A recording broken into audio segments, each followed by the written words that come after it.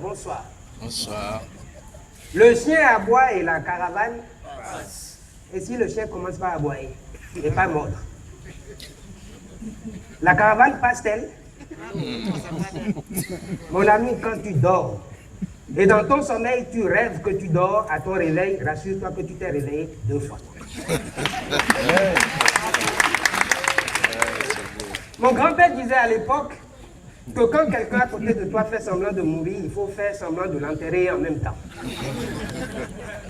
Je compte court et je raconte le conte du roi Kunkan. Kunkan, sentant sa mort prochaine, fit réunir son conseil et leur parla. Chers amis, nous devrons trouver quelqu'un pour succéder à notre chef. En effet, mon prince, mon fils unique, Adonglais, devra prendre la succession de notre royaume. Mais avant cela, Edonakhoglé, c'est-à-dire acheter des terres. Et dans la tradition de Sa Majesté Kunkan, acheter des terres voudra dire prendre une femme. Car, disait-il, sans femme, aucun chef ne peut bien diriger un royaume. Le crieur public du roi partit avec cette nouvelle et dit que dans 31 jours, toutes les jeunes filles du village qui voudraient prendre comme époux Adonglais le prince devraient se présenter devant Sa Majesté avec un plat de sauce gombo accompagné de poulet non égorgé, non déplumé, mais bien cuit. Poulet non égorgé, non déplumé, mais bien cuit. Toutes les filles du royaume, des plus belles jusqu'aux plus... des plus grosses jusqu'aux plus vêtes, des noires, des rondes, des potelées, des teints clairs, des teints cirés, noirs, café, façonnés à la main de Dada Sego le Tout-Puissant, voulaient prendre comme époux Adonglais le prince. Et il y avait également une jeune fille très belle, ravissante, Gobi. Gobi était issue d'une famille coquettement pauvre. Gobi était issue d'une famille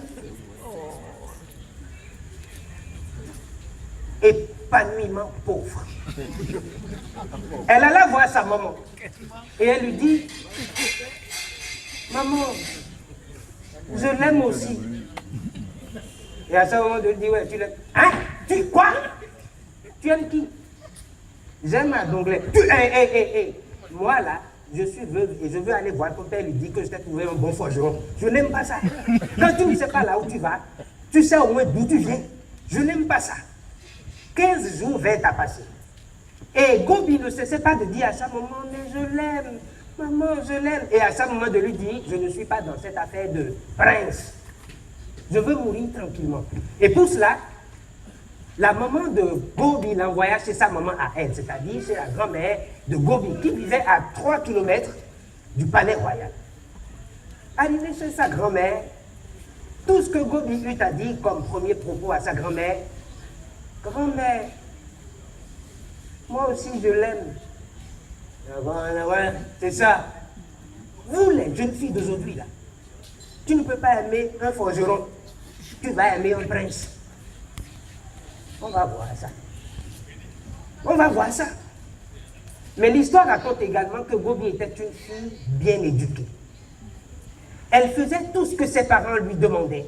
Elle allait faire les commissions, elle allait faire les commandes et elle répondait là où on voulait.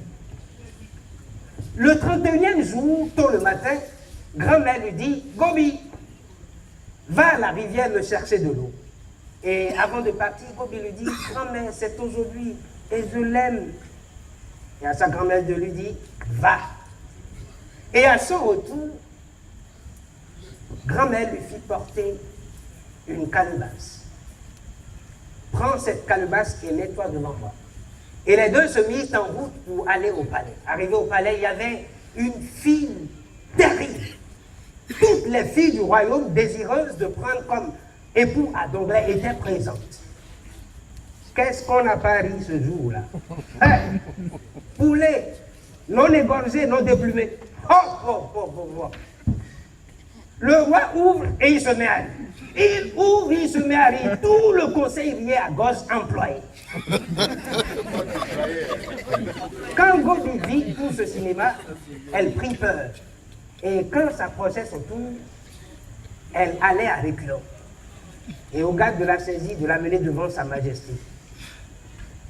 Le roi ouvrit sa calebasse, prit une cuillère à soupe, remua et referma.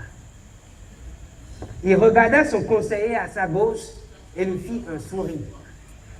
Et il regarda l'autre à sa droite, il lui fit un sourire. Et il dit, cette jeune fille mérite de prendre mon fils comme époux.